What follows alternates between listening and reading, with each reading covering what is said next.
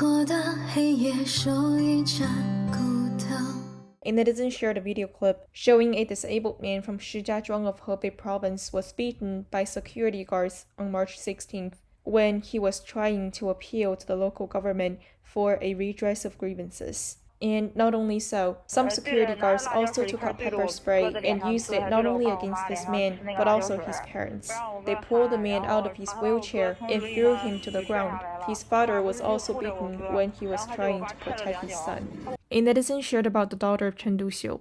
During the Cultural Revolution era in the 1960s, her family became the target of public criticism. Because Chen Zimei couldn't stand people's insults and abuse, she decided to smuggle to Hong Kong. In 1970, when she was already 58 years old, she tied 5 oil drums to her body and resolutely jumped into the sea and eventually swam to Hong Kong. After 10 hours, it was said that even Hong Kong police shook her hands to convey respect. Now that a few decades have passed, the CCP is turning Hong Kong into the second communist China. Where then can the Hong Kongers escape to?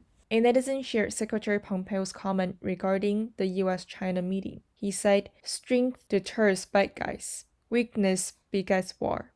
A netizen commented, in Alaska, both the US and China sides cooperatively staged a play for their side's interests, while the US delegation staged the show for the American people, so neither party lost. A netizen shared an article from Radio Free Asia saying that perhaps it was planned well ahead that within less than 2 hours of Jiechi delivering the speech, Chinese state media have gone all out to report on Yang's remarks and actively spread them as propaganda. Accompanying videos as well as pictures were all distributed simultaneously. This is particularly unusual given the complicated and time-consuming process that it takes for the state media to officially approve certain messages before they are allowed to be published. Also, within just a few hours, in the cyberspace in China, a wave, and a growing one, of anti-American sentiment has also been formed. Perhaps these all signal that everything has been planned well in advance as a whole propaganda campaign.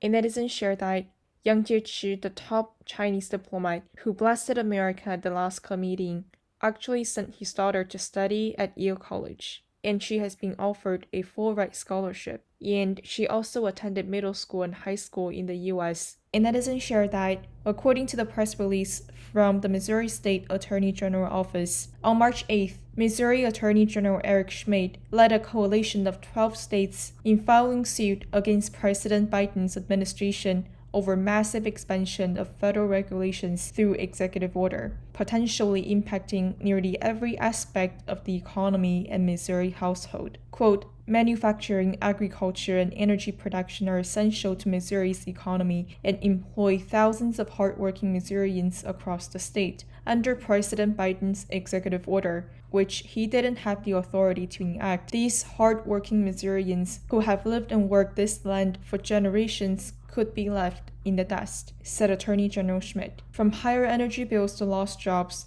this massive expansion of federal regulatory power has the potential to impact nearly every household in this state. That's why today I'm leading a coalition of states to put a stop to this executive order and protect Missourian families.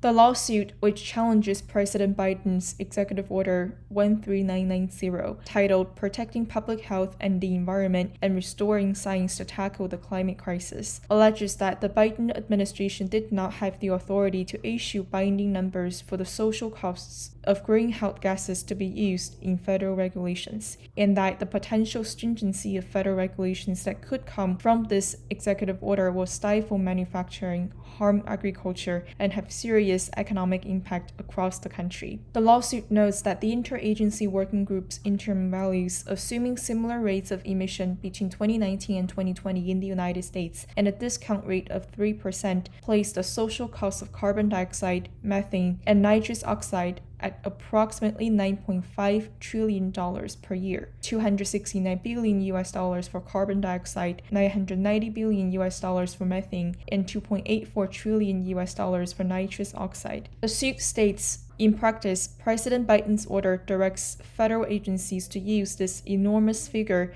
to justify an equally enormous expansion of federal regulatory power that will intrude into every aspect of Americans' lives, from their cars to their refrigerators and homes to their grocery and electric bills. If the executive order stands, it will inflict hundreds of billions or trillions of dollars of damage to the U.S. economy for decades to come. It will destroy jobs, stifle energy production, strangle America's energy independence, suppress agriculture, deter innovation, and impoverish working families. And further, the lawsuit states that the president's exercise of this legislative authority thus violates the separation of powers, the most fundamental bulwark of liberty. In addition to Missouri, state attorneys general from Arkansas, Arizona, Indiana, Kansas, Montana, Nebraska, Ohio, Oklahoma, South Carolina, Tennessee, and Utah joined the suit.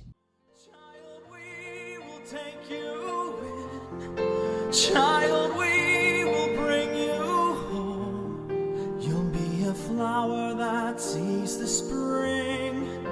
Soon a dove flying high.